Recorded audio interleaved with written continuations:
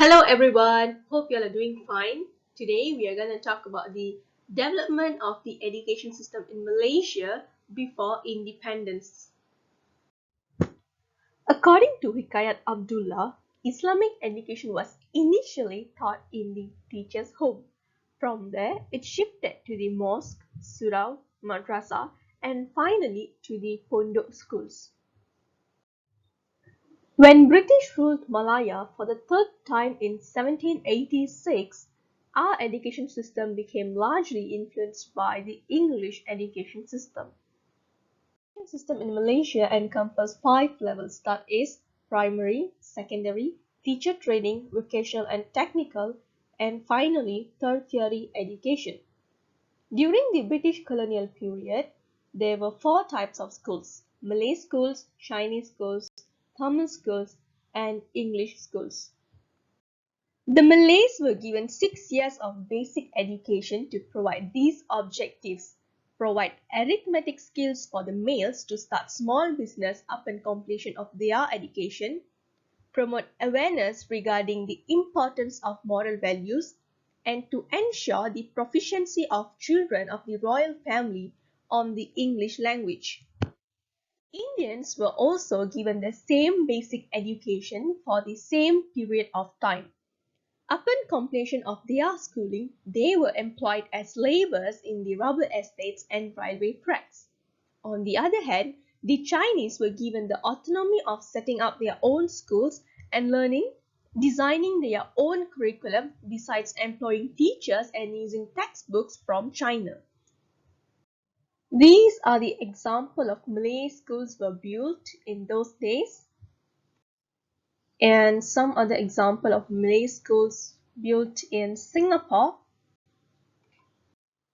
Malay parents were not interested to send their children to school even though schools provided schooling until Standard 5 using Malay language as the medium of instruction.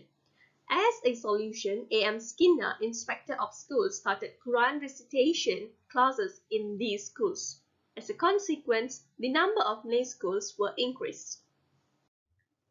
As a last resort, the British colonial government enforced the Compulsory Education Act, whereby it was compulsory for parents to send their children to school.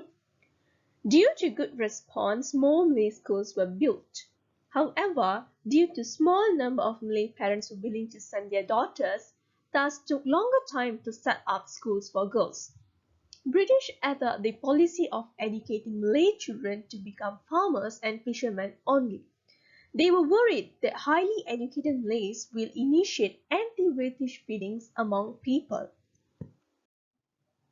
The Chinese community was fully responsible for establishing and providing financial support to Chinese schools, inclusive of teachers who were brought in from China as well as an education system founded in China.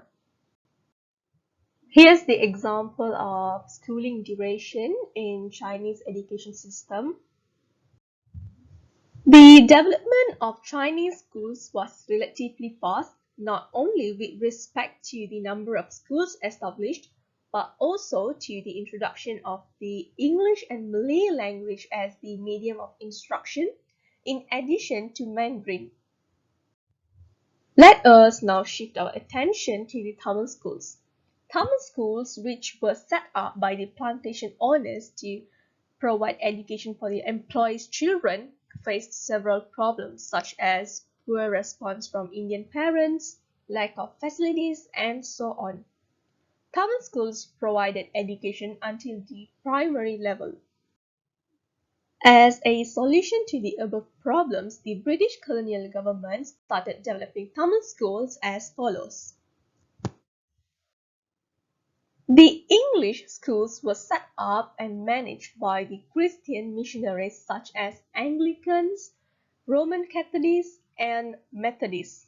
The aim of English schools was to produce school leavers who were proficient in the English language to fill job vacancies in civil sector and commercial sector, as well as to provide them the opportunity to pursue higher studies. Here's the examples of the English schools were built in those days. And other English schools? English schools had certain characteristics such as located in town areas, compulsory for non-Muslims to study religious knowledge, use the English language as the medium of instruction, and receive the financial aid and assistance from the British colonial government. The teaching profession at that time faced several problems, including the lack of interest of young people, especially girls, to become teachers, low wages, and so on. Finding the Uli Committee in 1870 made the British colonial government aware of the need of professional training teachers as well as the importance of trained teachers. Consequently, the British set up the following teacher training colleges. Vocational and technical education began in the early 20th century with an emphasis on handicraft skills, which then expanded to offer various courses related to agriculture in the agriculture school, later elevated to agriculture colleges in 1946. The first institution of higher learning was the King Edward VII Medical School in Singapore in 1905, which later underwent further development to become University Malaya in Singapore in 1941. The Christian missionaries played a vital role in the establishment and development of education in Sabah. By the 1930s, there were already 49 mission schools in Sabah, which increased to 52 in 1941.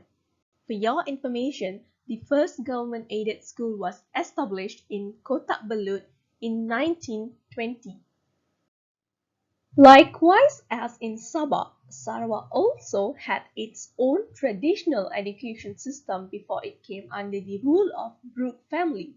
The people of Sarawak, comprising Ibans, Kelabit, and Melanau, did not receive any formal education.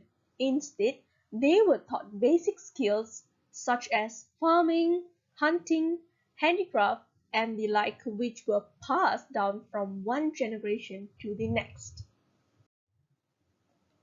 During the Brooke administration, the education system in Sarawak was managed by three groups, namely the Christian missionaries, the Brooke government, and the Chinese community.